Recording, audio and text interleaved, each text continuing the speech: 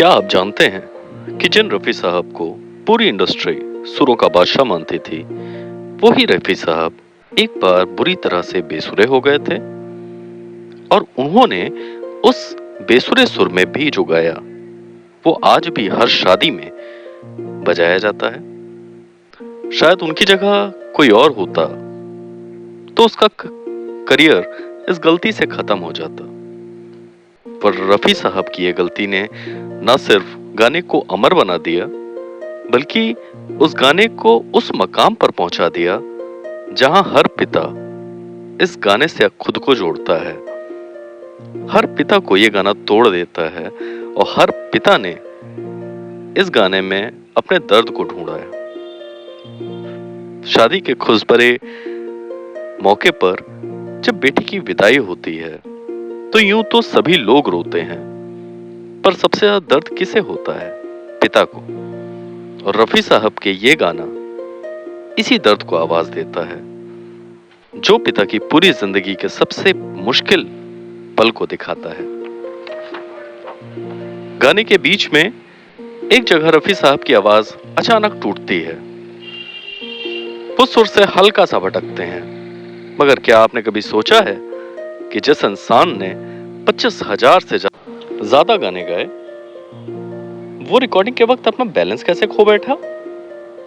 आज सिने वाणी पर हमारे साथ देखिए उस सिसकी का सच जो आज भी हर विदाई में गूंजती है। साल था 1968। फिल्म नीलकमल। इस फिल्म के लिए एक विदाई का गाना रिकॉर्ड होना था। म्यूजिक डायरेक्टर रवि साहब धुन तैयार करके बैठे हुए थे। लेकिन किस्मत का खेल देखिए, जिस दिन ये गाना रिकॉर्ड होना था उससे ठीक 24 घंटे पहले रफी साहब ने अपनी सगी बेटी की डोली उठाई थी और उसे विदा किया था। एक बाप जो अभी अभी अपनी बेटी को विदा करके आंसू पोंछकर सीधा रिकॉर्डिंग स्टूडियो पहुंचा था, उससे कहा गया कि उसे वही दर्द एक्ट करना है जो वो असलियत में महसूस कर रहा था। क्या कोई इंसान इतना मजबूत हो सकता है? वो गीत था बाबुल की दुआएं लेती जा। जैसे ही रिकॉर्डिंग शुरू होती है, स्टूडियो में सन्नाटा छा जाता है। रफी साहब ने गाना शुरू किया, बाबुल की दुआएं लेती जा, जा तुझको सुखी संसार मिले। लेकिन ऐसा लग रहा था मानो हर एक शब्द उनके कलेजे को चीर रहा था। उन्हें इस गाने में फिल्म की हीरोइन नहीं, अपनी बेटी याद आ रही थी। म्यूजिक डायरेक्टर रवि साहब ने देखा कि रफी साहब के आंसू माइक पर गिर रहे हैं। वो इतने इमोशनल हो गए कि उनका गला सूख गया है। रफी साहब ने तुरंत रिकॉर्डिंग रोक दी। उन्होंने कहा, रफी भाई, आज रहने दीजिए, आपकी हालत ठीक नहीं है, हम ये कल कर लेंगे। रफी साहब ने आंसू पोंछे और जो कहा वो संगीत के इतिहास में दर्ज हो गया।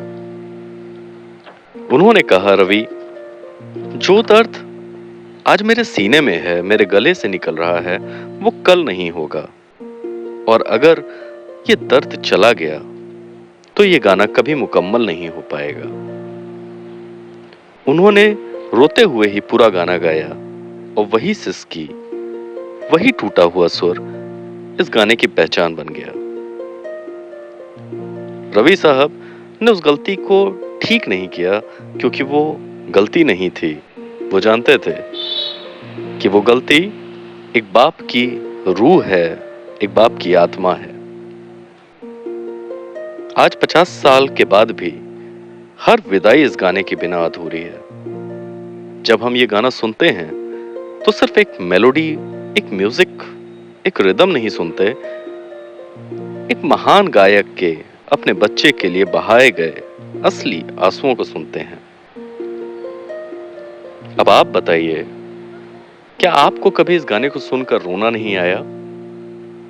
या आपने किसी भी विदाई में इस गाने का इस्तेमाल होते हुए देखा है?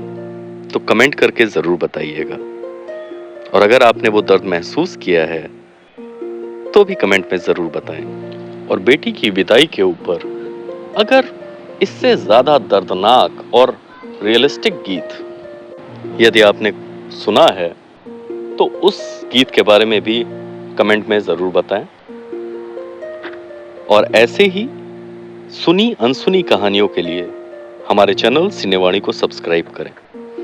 हमारा प्रयास है कि आपको बॉलीवुड, रफी साहब, किशोर दा से रिलेटेड जितने भी किस्से हैं हम आप तक पहुंचा सकें। अभी तक हमारा साथ देने के लिए धन्यवाद। आगे भी हमारा यूं ही साथ दीजिए। अगर आपको वीडियो पसंद आया है तो इसे लाइक करें और रफी साहब के फैंस को इस वीडियो को जरूर भेजें। यकीन मानिए उन्हें बहुत ही गर्व महसूस होगा अपने इस पसंदीदा सितारे पर। धन्यवाद।